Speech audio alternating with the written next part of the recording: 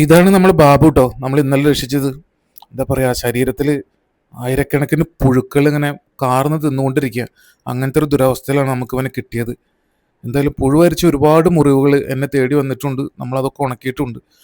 ഇവനെ അവിടെ വിടാൻ തോന്നിയില്ല, ക്ലീൻ ചെയ്തു, മരുന്നൊക്കെ വെച്ചു, ഒരുപാട് പുഴുക്കളെ പുറത്തെടുത്തു, വീട്ടിലേക്ക് കൊണ്ടുവരേണ്ടി വന്നു. ഈ ഒരു അവസ്ഥയിൽ അവിടെ ഉപേക്ഷിക്കാൻ തോന്നിയില്ല. ഇവൻ ആ നാട്ടിലൊരു രാജാവിനെ പോലുള്ള ഒരാളാണ്. വയസ്സ് 10-ലേറെ ആയിരിക്കുന്നു. എന്തായാലും മുറിവ് ഉണക്കി ജീവൻ തിരിച്ചു കിട്ടുമെന്ന് പ്രതീക്ഷിക്കുന്നു. എന്നാൽ കഴിയുന്നത് ഞാൻ ചെയ്യുന്നുണ്ട്. ആള് സഹകരിക്കുന്നതിനനുസരിച്ച് ഓക്കെ ആവുമെന്ന് വിചാരിക്കുന്നു. അതുകൊണ്ടാണ് വീട്ടിൽ കൊണ്ടു നിർത്തിയത്. കുരയ്ക്കനൊക്കെ ഉണ്ട്. കൂടുതൽ പ്രശ്നമൊക്കെ വെച്ചാൽ അവൻ അവൻ്റെ നാട്ടിൽ തിരിച്ചു കൊണ്ടുപോയിട്ട് ഞാൻ അവിടെ ചെന്നിട്ട് മരുന്ന് വയ്ക്കേണ്ടി വരും. കാരണം കുറേ അവന് ഇതുപോലെ പ്രശ്നങ്ങളൊക്കെ ഉണ്ടായപ്പോഴൊക്കെ ആ സമയത്തൊക്കെ ഞാൻ അവിടെ പോയിട്ടായിരുന്നു ട്രീറ്റ്മെൻറ്റൊക്കെ ചെയ്തിരുന്നത്. എന്തായാലും ഇത്തവണ അവനെ വീട്ടിലേക്ക് എടുത്തു. മുറിവുകളെല്ലാം ഉണങ്ങട്ടെ, പ്രാർത്ഥിക്കണം. ഇത്രയും